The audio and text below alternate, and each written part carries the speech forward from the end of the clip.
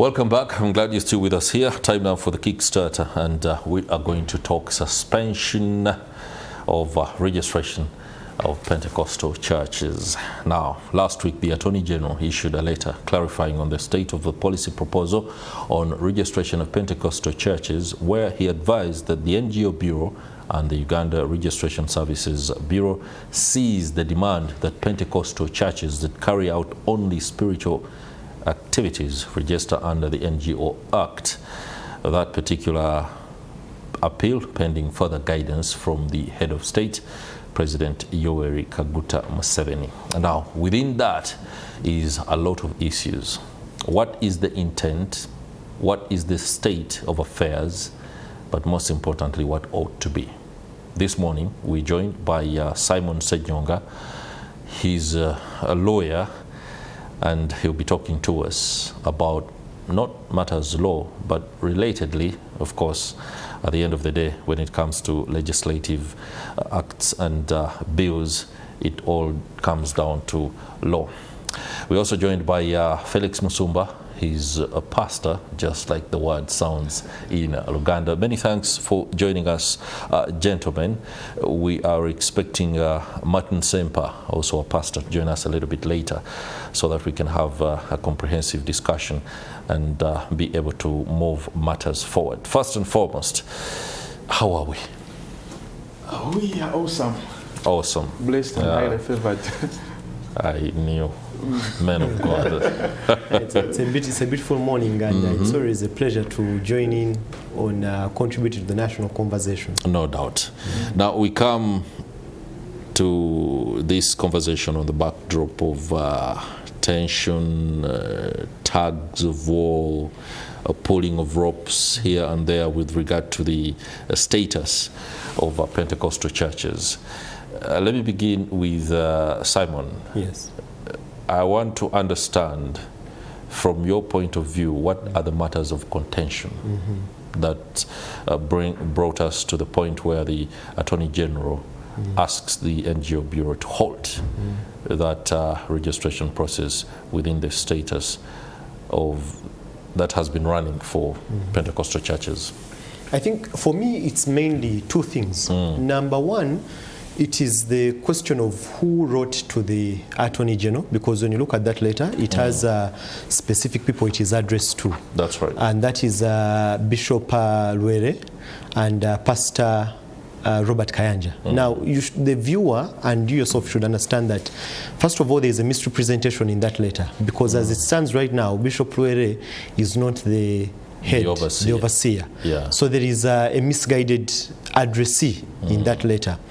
Number two, there is lack of disclosure of the contentious issues that lead to the Attorney General suspending the registration. Because in that letter, there is no full disclosure of intent, no full disclosure of the facts. Because for you to say that you're suspending the registration under the NGO Bureau and the URSB, specifically the Registrar General, you should be able to disclose to the public what were the issues of contention. This is my reading. Number one, the NGO Bureau has a specific mandate in terms of registration of those who are going to do any acts that are within the framework of the NGO Act of 2016. And likewise, the Registrar General has powers specific to companies registered under the Companies Act. Now, if they fail on their duties, because the NGO Bureau has specific duties, if they fail on their duties, then they should be able to communicate to the public that they have failed on specific issues A, B, C, D. So the letter remains silent on that. But much more dangerous is that it really gets the powers to the Attorney General, and not just to the Attorney General, to the President for further guidance.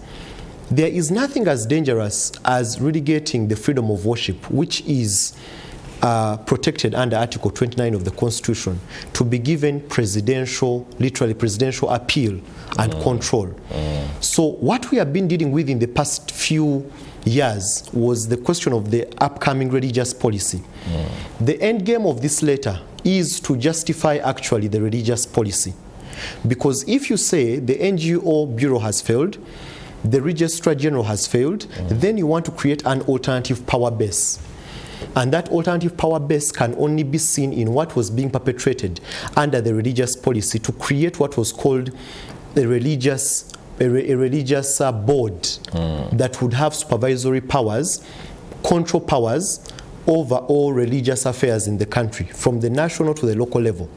So, for me, those are the contentious issues: who you're addressing, the lack of full disclosure, but also the relegation of the duties onto the presidential power and the presidential guidance. I deduct that there is a silent lobby machine that is working behind Definitely. the scenes, and I do hope we can extract that information as soon as possible, so that we can understand what intentions are behind some of these developments. Pastor Musumba. Yes, Chris. What is the issue? Personally, first and foremost, I'm Apostle Felix from Exploits Ministries. And this issue is really so critical at such a time that the state of the church needs guidance and regulation. But as my brother has said, we have to know which entities are doing this. A good example is when we look at the circles. When you're registering the circles, you must ensure that you have URSB. Then they have UMRA, which also endeavors that they are registered in that category, since they are more in the financial aspect, plus their national cover, that is it UKSU? Something like UCSU. The apex body. Yeah, the apex body. When it comes to us as the body of Christ, you realize that the way the NGO board, the way the NGO registration, they have articulated, and when they tell us the types, we see these types are more in regional and ownership. They tell you the 4 categories, and they talk about one which is indigenous, foreign, then Ugandan, and the regional. Meaning the church is not having an area where it is gazetted to make sure it is operating. Because in the NGOs, you see that there is the M&E framework, things like that, which spiritual matters, at times you won't say, this is the M&E for the souls. That's why the monitoring and evaluation for the miracles. This miracle hit so hard, this miracle was halfway. So I see that when such a letter comes in, it is resurrecting that policy of which baseline was done in the country last year up to this year, April. That's when we saw some headlines coming in. The government is going to regulate the tithes, things like that, such headlines. They came in part of what they got on ground. That's why when we see the AG coming out to issue such a letter, the religious bodies, more so, in fact, it's even to the Muslims, all of them, it's not only for the churches, though this letter was sent addressed to Pentecostal. Yes, but it's a wake-up call for us to ask ourselves, as the Pentecostal churches, what is our stand? Can we come up with a self-regulated body? Because even the Constitution allows that to happen. A self-regulated body whereby you agree upon how things shall move as the church, and once you agree upon some of the key set or code of conduct, then you can follow it up, and in the long run it brings sanity in the body of Christ. Wow, that's just kind of opens my eyes to a lot more things. And let me just draw back a little bit to the state of affairs of the Pentecostal movement 20 years ago. When it came to registration, what was required? Because a faith-based organization falls under the modalities of the NGO Act. Faith-based organization. There are other organizations based on other, fronts or prongs. 20 years ago, some of these issues seemed to be okay. No one contested the fact that churches were required to register as NGOs. However, increasingly, we see the tug of war. What is the difference of time frame?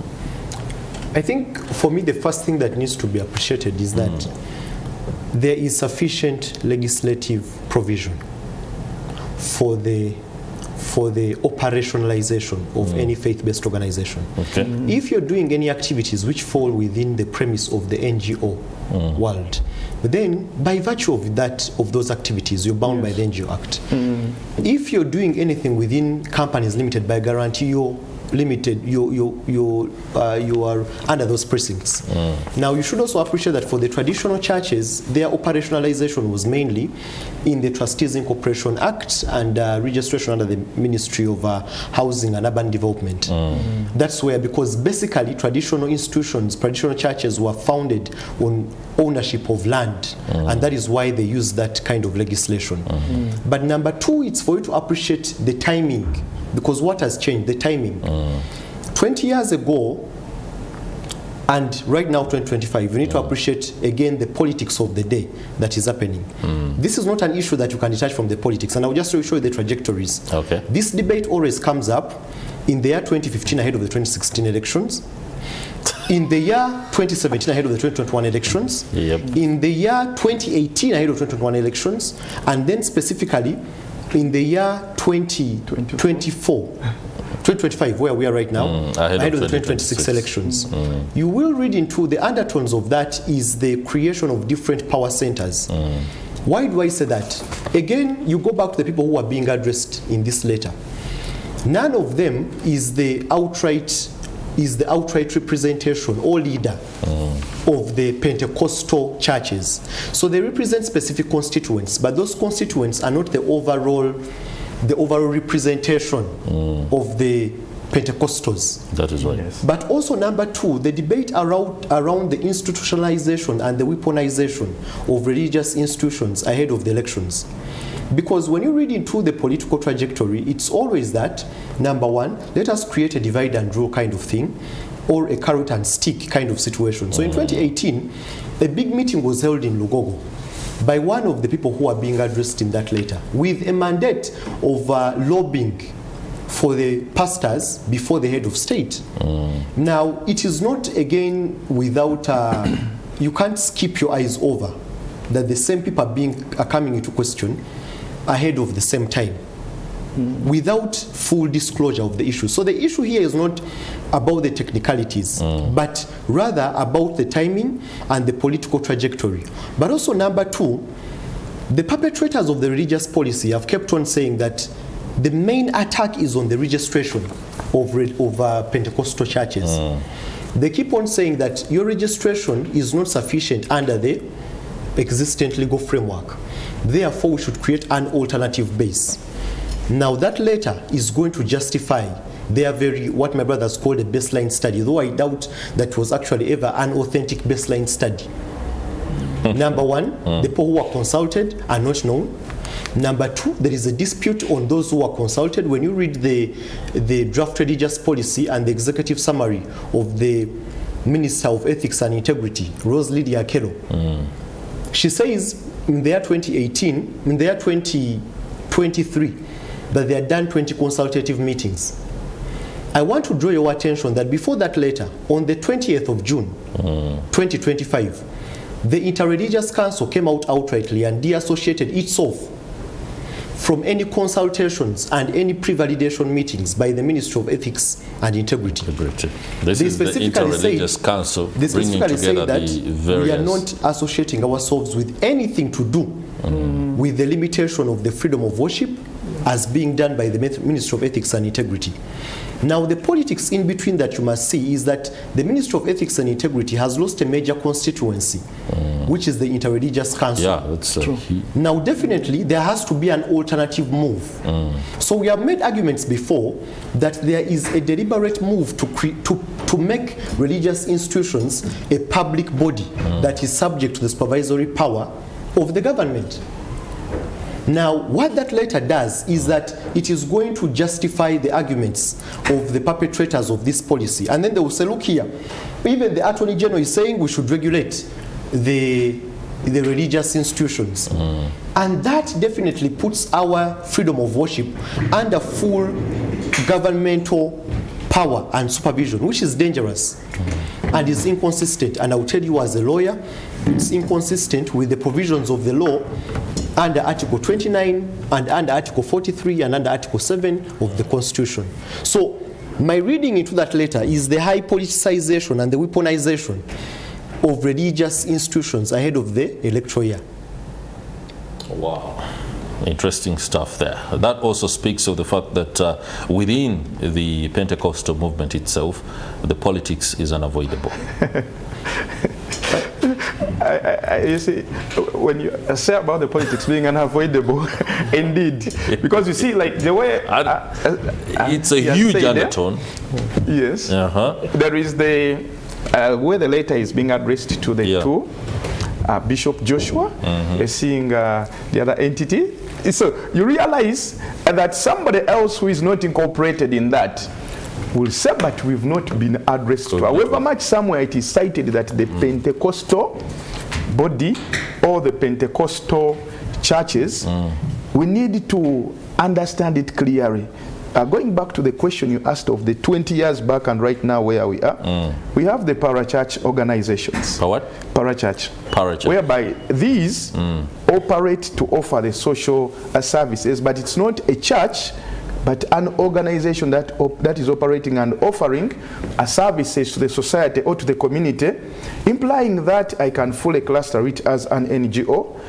And when it goes back to the church as a church, if we are focusing on the spiritual matters and we are not offering these other things, that's where now you realize that that native man, the native person, not even native, but the one who is just focusing on that will be in a state of wondering, if I'm running as an NGO, yet I'm focusing on only the church, I'm not offering other out of the church services. So that is where we draw the line, the 20 years back, right now where we are, and where we are heading to. It's interesting. Yes. I don't see a clear line of demarcation. For example, the church as I know it, yes, basically does a lot of social work. Yes. By design, by the fact that it brings societies together, yes, people to talk to each other. By the way, most welcome to Morning At NTV. Thank you, Pastor Ssempa. Thank you. Yeah, you found us underway. I'll be bringing in you shortly. Okay. Now, that also poses the question that is there any genuine fear by anybody, of course, that we cannot deduct from the letter that was written, who is concerned about the scope that the church has? Who is this person and what is this fear? I think you want to pay keen attention to the demographic growth, especially of the Pentecostal movement. Okay. And this can be found, by the way, without even if I didn't refer you to the recent statistics released by UBOS. You just need to read into the perpetrators of the policy and their draft policy. So they acknowledge that, number one, there has been significant positive contribution of the religious institutions. Number two, when you look at the statistical growth, when you look at the Catholics, the Anglicans, but most importantly the Pentecostals. So the study and the reference made is for about the past 10 years. And the Pentecostal movement has had a growth of 14.7% of the national population representation. Now, anybody who understands the political timing understands that that is a significant power center. And number two, you will leverage on its, what you would call its lack of organization to justify your curtailment of their existence. So the fear exists, number one, in the numbers, but also, number two, that it is not, the Pentecostal movement is not a movement that you're just going to limit by institutionalization, because that has failed before. And this is the case I'll make for you. When you look at those who are pushing hardly for this policy development, they make reference to rather insignificant or rather distributed instances to justify the legislation. So they will tell you, we want to legislate because we have had Al-Shabaab, we have had Al-Qaeda, we have had Lakwena, we have had Chibwetere, we have had all these people here. You know, recently, in my digging up of research, I actually discovered that by the time the Chibwetere movement came up, it was registered under the NGO policy of that time. It was an NGO, but no one wants to talk about that. A lot of resources were distributed to make sure a report. Your own station, NTV, has run about 2 documentaries and also your sister newspaper on the Panorama show, I think last year. They made a research around it, and even they gave 2 headline aspects to the Sunday Monitor of that time. And this is what they discovered, that this movement had to be regulated by the NGO policy. But the government failed on its duty. And then when government fails on its duty, they want to carry over that burden to innocent parties by saying that, oh, look here, Chibwetere was there because the Pentecostals were extreme. No! It's because somebody did not file their annual returns and their books of accountability. And now that punishment is being visited on innocent parties. You should ask the IGP then, Mr. Chisembo, why the report was not released. And why now you're using all these instances to come against the Pentecostals. So I think there is a genuine lack of honest conversation and facts being distributed. Then the politicians are looking at it as an opportunity. And I mean, you will not want us to go into the facts of the taxation and that discussion around it. We will hint on that a little bit later. The economics of spirituality, not spiritualism. I was going to completely throw it off balance. But Pastor Ssempa, yes, be honest. Yeah. What is the matter? I will start with where my brothers, and I associate myself with his comments. When Chiwetere's story broke, the headline story that day carried by one of the sister newspapers, it was New Vision at the time, it said Balokole banned themselves. Now, a hitherto group which was peaceful, providing social spiritual development, was suddenly identified as a threat to the security. RDCs began to say we are going to ban night prayers. And what my brother brought out was actually these were not born again. These were actually members of a para group from the Catholic Church. But it was just so difficult to face that Chibwetere, Credonia Mwerinde, Dominic Chitarabao, that had actually been trained as members of the Catholic Church. So they didn't want to annoy them. And I actually think that the editor of New Vision owes us an apology. But that began what we see the growth of the institutionalization of the born again. That's when you begin to see associations, the National Fellowship of Born Again, later said what does Buffet, and other groups. I am watching the institutional growth. It came out of crisis. Sometimes good things come out of crisis. Yeah. But the roots I associate with my brother, that there is an innocent party that has been targeted as a result of that Chibwetere. Today, fast forward, that letter that was written by the Attorney General to Pastor Robert Kayanja and I think Joshua Lwere. First of all, when you read the letter, it's an interplay between the 3 parties wishing to grab power over the born again movement. You have the Attorney General, okay, assuming the power to grant our existence, and then he is now releasing that power in a letter. You know, this is a barua, sort of a cheat, in a cheat to 2 leaders, Bishop Joshua Lwere and Pastor Robert Kayanja. Now, those 2 are now assuming also to be sort of the archbishops of the born again. Now you have a trinity of a political group and 2 power-hungry religious leaders that are seeking now to create, just before election, some kind of, hey, we on this side, we are the power brokers and the leaders of the Balokole. You, Chiriowa, you are the authoritative power. Tuchikube. We can deliver these votes to you. So, at the end of this, it's going to be brown envelopes. I'm telling you, we are not dealing with the issue of law. We are dealing with cheats from above. And who is going now to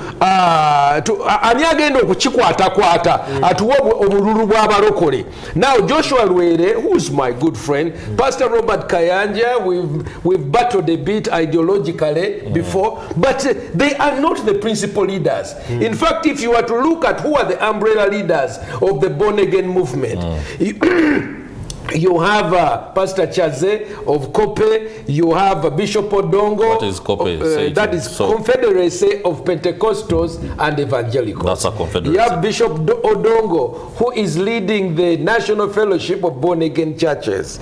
But you can see, even after Bishop Odongo took over, but still you can see the embarrassing fact that Bishop Joshua Lwere insists that he will be the leader despite the fact that he was elected out. But how comes he's the one being written to? Then you have... I'm sure Bishop Odong was in shock that somebody else was being addressed in his capacity. Has Bishop Odong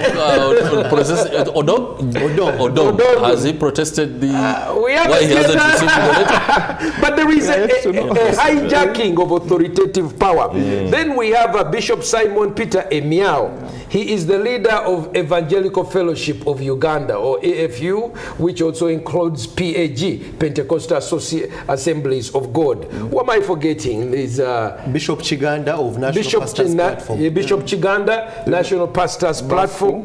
Buffet of Serwada. Buffet of Serwada. Yes. But there's one that I'm forgetting. What is Buffet for? Born Again Faith Federation. So really, for this letter to even have a sense of understanding, because I've just gone through this issue at Makerere. Our church was closed down, and we had to bring them before the Equal Opportunity Court. And in the dealings, instead of dealing directly with our leaders, because all our leaders endorsed me as a chaplain, the Apex groups. I remember visiting my brother and told them, like, we are uniting. You know, Balokole, we're in a state of formation, but we must do it formally and together willingly. Yes. Now, I feel that I saw in Makerere, again, you would write the leaders of the Born Again Apex group. Instead of writing to them, they write to other people that they can do things with. So I really see that within the Born Again, we are distressed because there is this imposition of paper, you know, papist power. There is a search now for who is going to be the Pope. That is the ultimate leader of the Balokole. And because it is assumed if they have that power, they will be able to get brown envelope, and they will also get some vehicles when they shake their hands with the big man. Interesting submission there. Thanks for what seems to be honesty on your part, Pastor Ssempa. But allow me basically return this conversation to the plane where the audience out there must be quickly able to relate. I love the fact that you talk about the politics and the fact that Pentecostal votes are available and somebody thinks they're going to deliver. You talked about confederacy, fellowship, union, assembly, and all these Apex groups. Why doesn't the Pentecostal movement, I don't know, you've already expressed fear about a papacy. I'm sure somebody is out there looking at infallibility and wanting to be the ultimate. But why is it hard for you within the movement to agree on leadership aspects? Anybody can answer that. I think, first of all, the question gets to distort the very foundation of the freedom of worship. So the freedom of worship under Article 29 of the Constitution gives you the liberty at a broader level to associate or to de-associate. But the freedom of worship has specific tenets. One of it that is actually further protected under Article 7 of the Constitution is the positive responsibility of the state to ensure that it stays away from issues that are sacrosanct, because the freedom of worship is sacrosanct. What does that mean? You cannot interrogate the doctrinal existence, formation, and organization of any religious entity. Now, traditional churches have taken the path of institutionalization, but even within that, there are major disputes that are existent. On July 1st, the High Court of Uganda, Justice Bernard Namanya, gave a very interesting judgment in the case of Felix Musumba and two others versus the Uganda Muslim Supreme Council. They were contending the selection and election of Sheikh Mubaji. They are saying that Sheikh Mubaji is now past the the age limit for being a sheikh. But in 2022, the Uganda Muslim Supreme Council made an amendment to their memorandum and articles of association. So the major issue that was in contention before the courts of law was whether, number one, the Uganda Muslim Supreme Council was a public body that was subject to judicial review. And number two, the question of the religious doctrine, whether courts can actually go in to organize what is happening internally within religious institutions. The case I'm building for you is founded in the conclusion of that judgment. The judgment said that courts, based on religious question doctrine, cannot actually interrogate the internal workings and dealings of religious entities. Why do I focus you on courts? The courts are an arm of this, an arm of government, the judicature. Now, you cannot try to turn the Pentecostals into Catholics or Anglicans. They have made a choice of organization. Now, you cannot force them and you cannot measure them based on only their organizational capacity. And that's our major dispute with those who are pushing for the policy.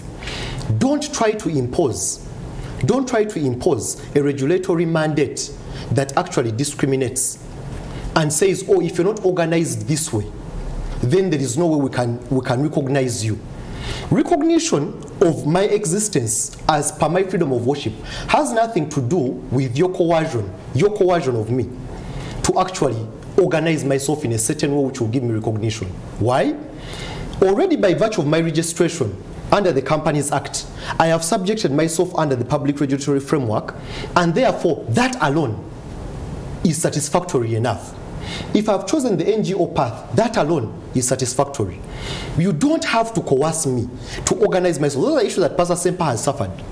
So they're telling him at Makerere, if you don't organize yourself like the Catholics or the Anglicans, then we cannot recognize you. But that, therein, is the danger that comes into my discrimination based on my religious association. So the issue is that's a misguided fact. But number two, I want you as a journalist to go and read the book Manufacturing Consent, The Political Economy of the Media, written by Edward Herman. The main issue raised in that book is the propagandization of the media to push certain dominant narratives. So right now, the dominant narrative that is being pushed by some of these letters is that, look here, there is apparent disorganization in the Balokole movement. But you see, that what you call disorganization is actually our uniqueness based on the doctrinal foundation. Even the Sunni Muslims who are disagreeing with Mubaji, what you call their disorganization is actually what makes them unique. So for you to propagandize the discussion and push a narrative that actually there is disorganization, that is actually you politicizing the debate, because you want to pit us, the Balokole, against the Anglicans or the Catholics. Now that becomes a major threat to national conversation. This discussion is important because in the run-up to the 2026 election, there has to be a genuine national conversation on the existence of the freedom of worship and its contribution to the democratization of the Ugandan state. Oh, wow. Not just making it a minor debate of who is pitted against the other or who disagrees against the other. So this is a broader national conversation. Let us not reduce it to only all your disorganized, all your wins. Interesting. May I jump on there? Quickly, Pastor. There is different types of government. There is central government. There is kingdom, which are monarchs. There is federal, like Nigeria. Now, the born again, sometimes they want us to be a kingdom, but we are federal. Okay, we are federal, we are self-governing, Wow. So we have different groups among us. That is how we are. We are federal. We are not singular with an individual pope. But my experience, and I'm glad you invited me, my experience with Makerere University, I was, they closed us down because they said we don't recognize born again. I told Dr. Nawangwe, you cannot, first of all, deny us a constitutional constitutional right of enjoyment of our religious freedom. You can't manage it, you can't remove it, it's non-derogable. Look, what we are seeing now is an effort for someone to say that I am the one who can manage this thing and eat it through. But we have continued to say, no, please. For us as born again, yes, we are different, we are unique, but we work together. A good example is in our quest for the chaplains at Makerere. I got endorsement from all our Apex groups. So the question you are saying, do you guys work together? We do. We work on principle, we work on issues. The last part that I want to bring out is, which is historic, rooted in history. When you read the book of the narration of Speak, when he first came into the kingdom of Buganda, it created a problem because the Kabaka was the only one who could sit in the palace. Everybody else had to sit down. Now Speak and later the priests were not going to sit down because there was a debate about the state power vis-a-vis control over religious power. And it actually became a crisis when you read that, are you going to sit down on the ground or am I going to be the only one sitting up? Eventually it was settled that the priests are the leaders, they could sit on the chair along with the Kabaka. Fast forward to today, the Catholic priests, they don't bow down in front of the Baganda sovereign or the Kabaka. No. Because it was established that they are priests of a higher God. They don't have to bow down like others who are basajja ba kabaka or basajja ba kyabazinga, whatever. No, because they are co-regents. They are serving a greater God and they are priests. So now the effort, which I am very afraid of, is because of brown envelopes and the Mitsubishi Pajeros, we are seeing that some among us are now weaponizing, politicizing the first growth of the Balokole. We are now, I think, about 14.7%. So someone sharp, you know, there are always sharp people. Now,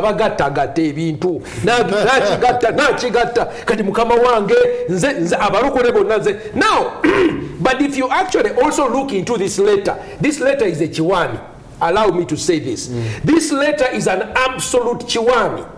You would be as silly to go with it to say, we are no longer going to register. You need registration for everything. You need registration to conduct weddings. You need registration to open a bank. You need registration for taxes. You need registration to say that you are not registering. Really, you know, someone who's educated. And I'm glad we also have a lawyer here who is articulating article this and article that. We can actually see that this is a Chiwani. That really, I'm surprised that our learned Attorney General would descend to that point to say that, you don't have to register. What is that? We must register.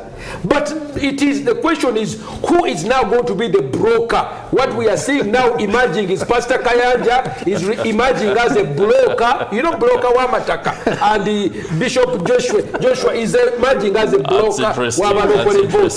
We are saying no. We are federal. We all have a different leader. Felix, please submit. I just love the point which Pastor Ssempa has brought. Wow. Because when you go critically to read that NGO Act, they tell you, provided you're not acting contrary to the law. Yeah. That means if you start something right now, you've not registered it, in the name of the letter, you miss out on something. Then why we are failing? You say that we are failing to come to be as one. But remember, there is the principle of the divide and rule, which is not only happening to the born agains or to the Pentecostals. It's happening in the Muslims, it's happening in the Catholics, it's happening in the even others. So the point of ideology, point of doctrine, among others, who is who, just like the way Pastor Ssempa is telling us, it brings in the aspect of somehow, somewhere, someone brokering to say, can we be the lead in this? And whoever doesn't subscribe to the people who are written to the letters, of course, want it or not, won't subscribe to the unity that is coming up. So it is something that we as the Pentecostals and other religions should understand the framework that is coming. What is it having? What are the benefits to us and what are the losses which we are meant to get if we go by it. Yes. Gentlemen, being a moderator, sometimes you have to understand that you have to take the back seat. You have emboldened our understanding of the modalities within the Pentecostal movement. We've not prayed in tongues, by the way. For us, we pray in tongues.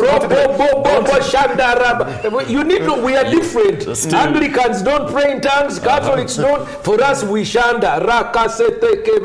By the way, in Makerere now, when they ask me, Pastor, pray, I pray in tongues to communicate the message that for us, we are different. And your identity. And our identity must be kept. So in summary, give to Caesar what belongs to Caesar, and give to God and God's church what belongs to us. We will not beg for our fundamental non-derogable right to exist as Balokole Pentecostals.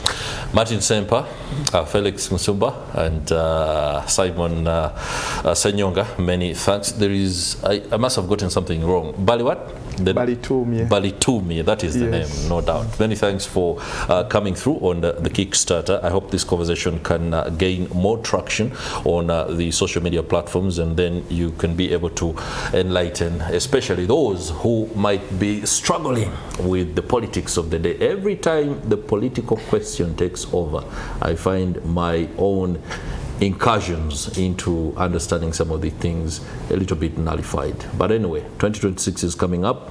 Those who are positioning themselves to take advantage and be able to make a dime from it, we ask you to refrain and reflect. Kickstarter is done.